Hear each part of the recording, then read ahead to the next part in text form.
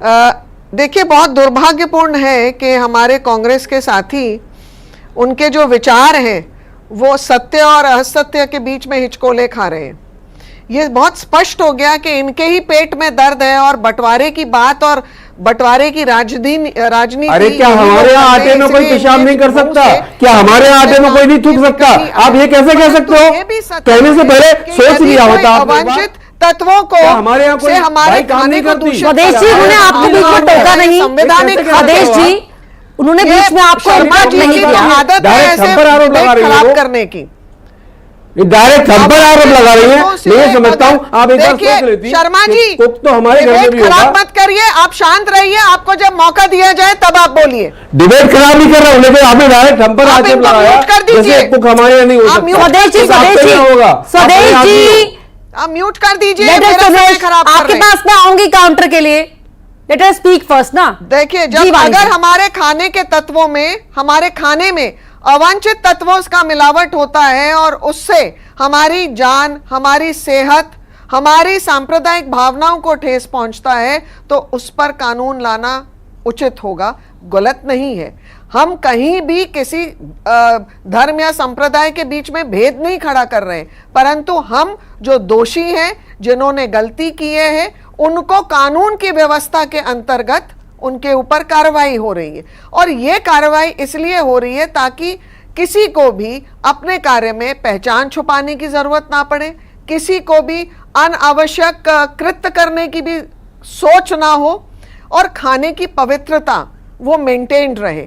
और इसके साथ में देखिए, हम जनमानस के भावनाओं के बीच, हम मानवता के विरुद्ध कुछ भी नहीं करना चाहते हैं, और ऐसे लोगों को जो ऐसे कृत्य करते हैं उनको कड़ी सजा मिले, बस इतना ही माननीय आदित्य योगी जी ने कानून लाने की व्यवस्था में कहा। नकारात्मकता न सिर्फ बीजेपी सरकार के बयानों में है, बीजेपी के नेताओं के बयानों में है, बल्कि उनके एक्शंस में भी है, ये कह रहे हैं स्वदेश जी। स्वदेश जी एक्चुअली बहुत रचनात्मक बयान दे रहे हैं अभी, जो एक नकारात्मक ऊर्जा के साथ ही नहीं है, परंतु मुझे लगता है जबरदस्ती एक डिवाइड पैदा करने के लिए है। देखिए, जब कोई अपराध होता है तो उसमें कानून व्यवस्था काम करती है, और जो रेप पीड़ित को न्याय दिलाने की प्रक्रिया होती है उसमें माननीय न्यायालय अपना निर्णय देता है, और वो सरकार नहीं देती है। तो सबसे पहले तो यहाँ वो अपनी सोच और अपनी जागरूकता में बदलाव लाए। दूसरी चीज, अपराधी प्लीज बीच में बोलना बंद करिए, आपको म्यूट कर देना चाहिए, आपकी बहुत गंदी आदत है। आप जीवन में जहाँ पर मुझे सब कुछ पता है, जहाँ पर अपराध होता है उस व्यक्ति की, अपराधी को सजा दिलाने के लिए सरकार तत्पर हो, सरकार तैयार हो, नहीं होती। स्वदेश जी, फीमेल पैनलिस्ट का ही लिहाज कर लीजिए कि आपके साथ इस पैनल में फीमेल बैठी हुई है, समाज आप लगातार उन्हें काटे जा रहे हैं। बात ये नहीं है, वो हमेशा वो इस तरह की बात कर रही है, जबकि मैं उनको टारगेट नहीं कर रहा हूं। मानसिकता के साथ जो कृत्य करते हैं, जो आपराधिक मानसिकता के कृत्य करते हैं, वो मानसिक रूप से बीमार होते हैं और वो किसी भी धर्म का आदर नहीं कर सकते।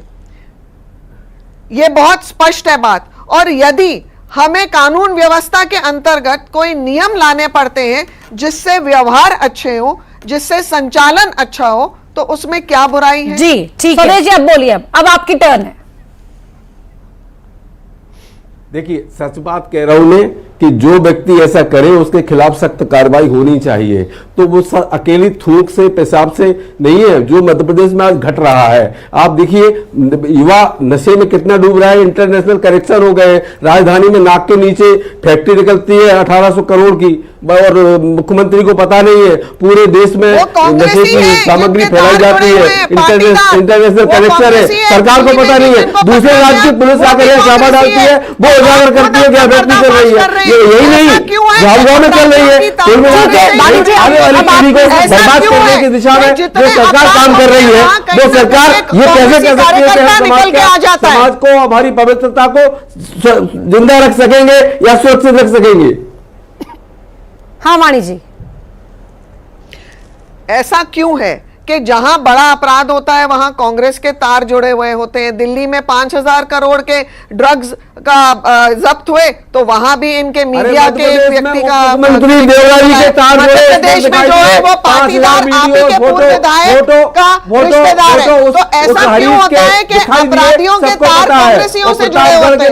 यहाँ तक कि आपके प्रदेश के एक बहुत प्रमुख कार्यकर्ता, उनके भी घर पर एक अपराध हुआ था, उनके ऊपर भी केस दर्ज हुआ था, राहुल गांधी के ऊपर भी है। तो ऐसे क्यों है कि आप जो कानून की दुहाई अभी दे रहे हैं, तो आप कानून की दुहाई अपने एक कार्यकर्ता और पदाधिकारी पर क्यों नहीं लागू करते? ताकि पता चल सके।